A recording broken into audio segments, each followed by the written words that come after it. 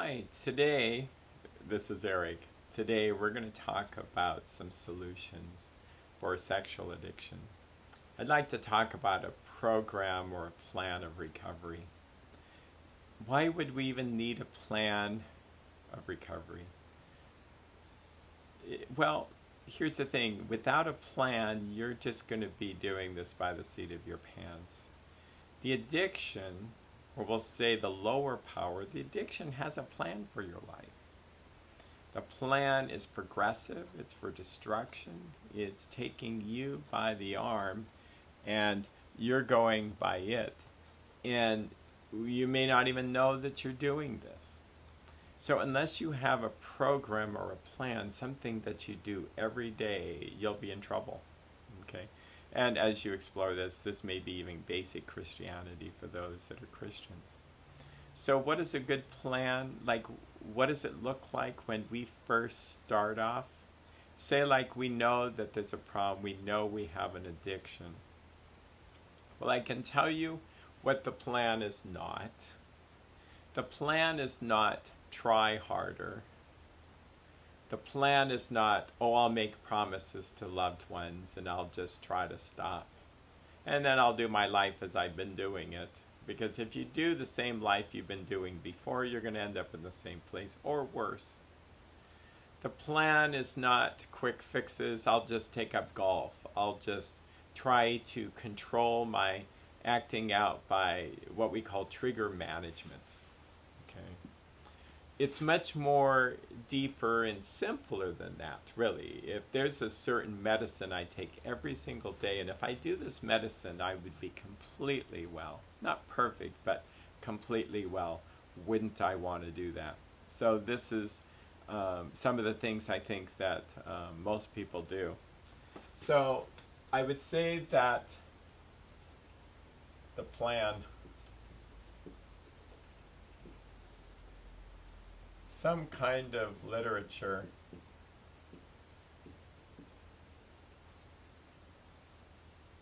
so the Bible is good.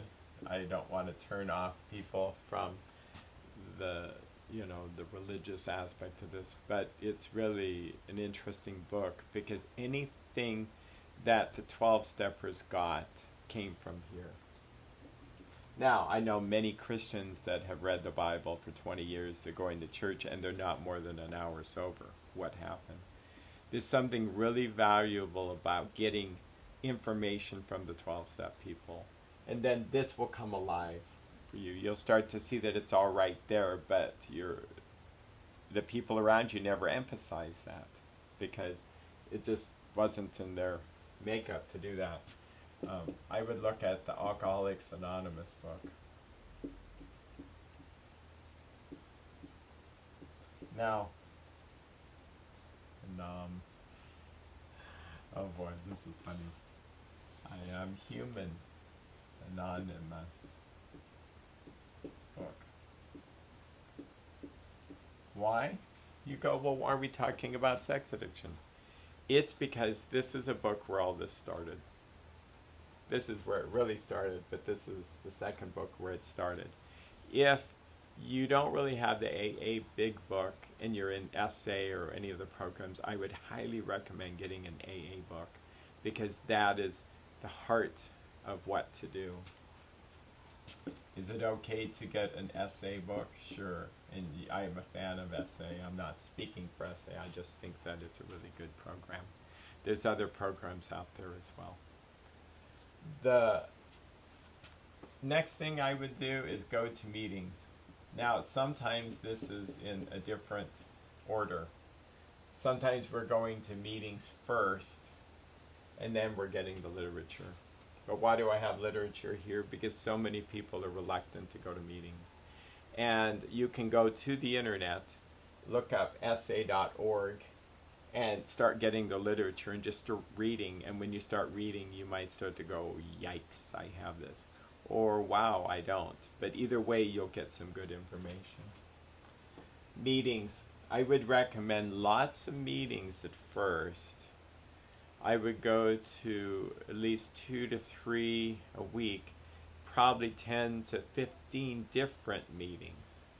Why? Because if you're going to invest in something, why not invest in the meetings that are going to be high quality? And you really won't know what those are until you attend them. Second of all, every meeting seems to have a different personality. Some people are just from a different kind of place in life that you may feel like you're fitting in or you're not fitting in. When you go to meetings, I would encourage you from the bottom of my heart to be open-minded, open-hearted. Look for how this relates rather than how it doesn't relate. Many people have walked into a meeting, regardless whether it's AA, GA, OA, or whatever A you're looking at. Well, I'm not that. I'm not overeating like a pig, and I'm not been hospitalized for drug addiction, and I'm not molesting children, so therefore I'm well. You know what? All of us can benefit from the 12 steps actually, but not all of us are going to go run and do it.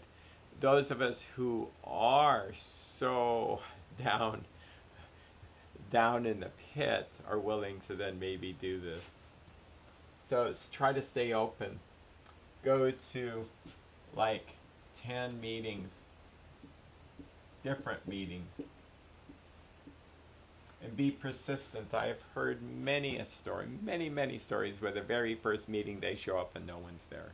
I don't know what that's about. It just seems to be what happens. Again, you have people that aren't the most, it says our lives became unmanageable. Sometimes the meetings aren't managed as well as they could be, but a meeting is better than no meeting. If there are no face-to-face meetings, you live in a state where it's like 300 miles, I guess you could do phone meetings, and phone meetings are okay, but they're not the same as face-to-face. If you do get some time off, drive the 300 miles. And people go, well, that's ridiculous. Well, so is having an addiction. And you have to ask yourself, how far did you drive to be able to have this problem? So there's a couple of things. If you're under 18, you might find that meetings aren't the best place to start. You might get a therapist who understands this and help you through the steps. Why? Because there's just too many older people there. And if you're 18, chances are your sex addiction may not have progressed to such a severity that you might find in meetings. If you're a person of no religious background or a person from a certain faith that you kind of go, I don't want to do this. Okay, you cannot do this. How are you going to recover? So it comes back to staying open. If you're a woman and there's only men's meetings around, I would highly recommend at least visiting a few and seeing what happens. The way I've experienced this is that most women find themselves surprisingly respected, and you don't have to share every aspect of your addiction. It's just not wise or prudent, and you wouldn't be sharing it in a meeting. But there are women's meetings. SA has had meetings with women from its inception, and online, well, not online, but phone meetings. There are women's meetings. Okay. I would look that once you get to meetings, bring some money. Not that they cost money, but you're going to want to buy the literature. Okay. They don't take check because it's anonymous. They don't take credit cards because it's anonymous. So you want cash. Yeah, being able to walk away from the first meeting with some literature is really helpful. There is something called the White Book, which is not the big book of SA, and I'm not speaking for SA. It's just look at the history that everybody was using the AA book. The AA book, here. The big book you can get at a used bookstore if you're on a budget or online. The White Book, SA, this is White Book. You're not going to find that too easily, except there is a link from the website to get it if you just don't want to buy it at a meeting. So meetings. Now, the reality is in the early days, people didn't go to a zillion meetings. They went to one meeting a week. And the reality is they did most of the work and all the steps in about 2 weeks. Yeah. So you go to meetings to look for a sponsor.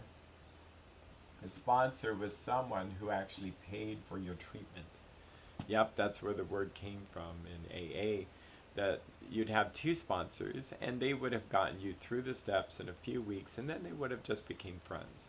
We know that the early members, Dr. Bob Smith and Bill Wilson, sponsored 5,000 people each.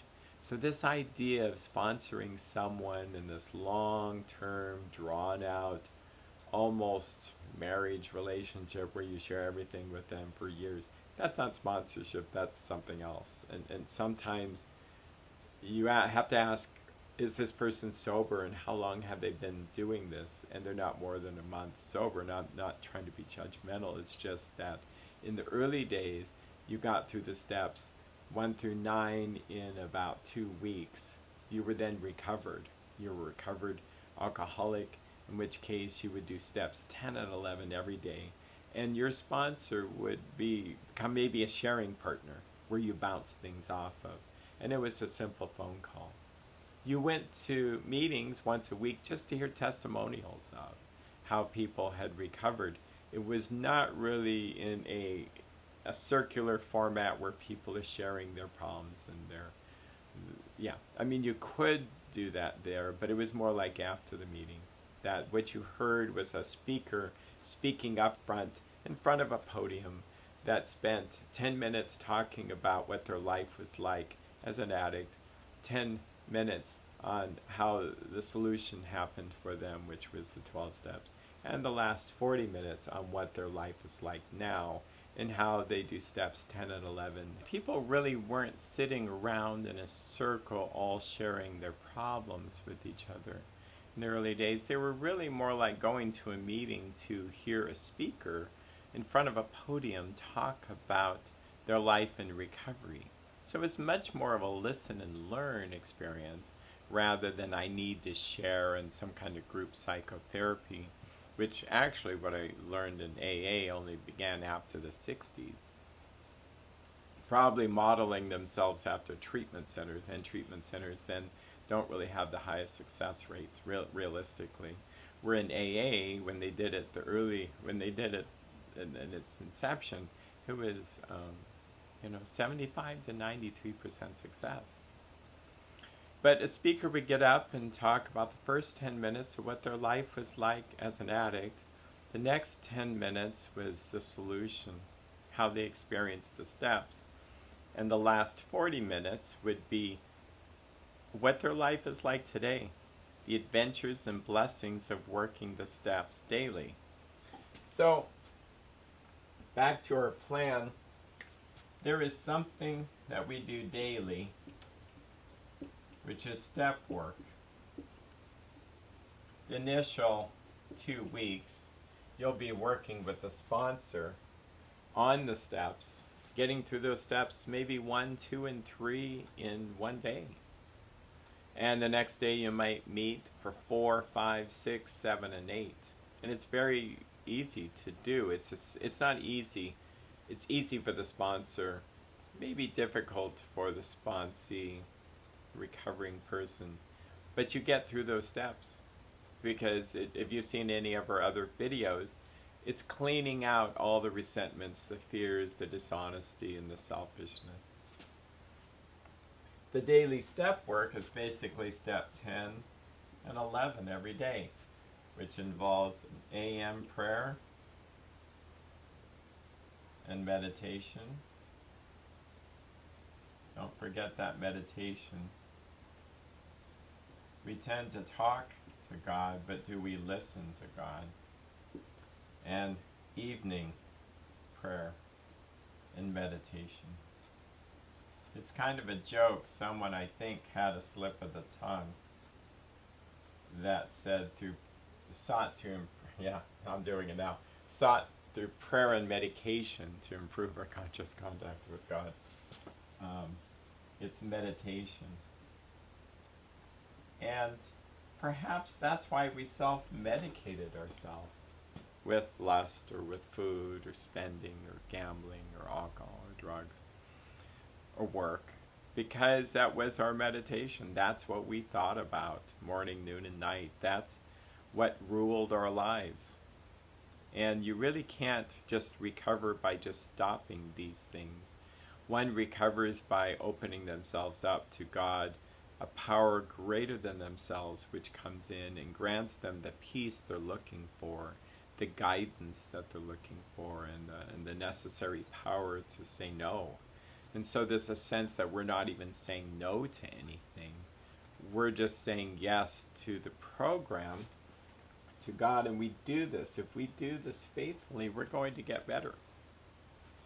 Daily, we in 10th and 11th steps, we're looking for resentments, fear, dishonesty, and selfishness. And we'll talk about those in specifics, but yeah, that's what you do every day. Now, there's other things you can add. Exercise, recreation, going to church, which I think probably is higher up here. But the reality is you can do those things, and if you leave this out, you're not going to be sober. This, if you do this, it's going to be hard for you not to be sober. Really hard for you to not be sober. And I think the key is to know how to do this. This is not that hard. Once you get those books, you just read a little bit every day. This may be harder because you're going to a meeting and it takes a lot of courage to go at first. The forces of the dark side are going to do anything to keep you from that. And of course, if you're not going to meetings because you're a youth or you just don't feel comfortable, you can still kind of recover, but it takes getting a sponsor, a coach, or someone somewhere to help you. And then this is where the heart of this is. If you know how the recipe to live successfully, to acquire God's grace, you're going to have a great life. And not only will you have a great life, you'll be sober. So with that, I wish you well in your journey in recovery, and you have a great day.